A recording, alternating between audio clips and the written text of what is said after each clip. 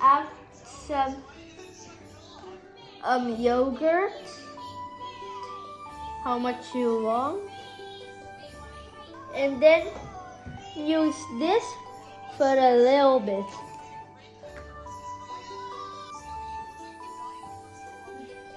Then this on, then mix it all up.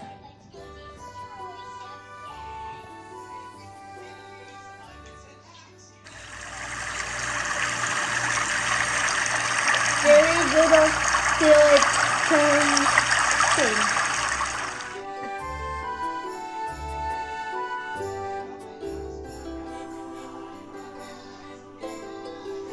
And then, if you want, you can add pomegranates to it.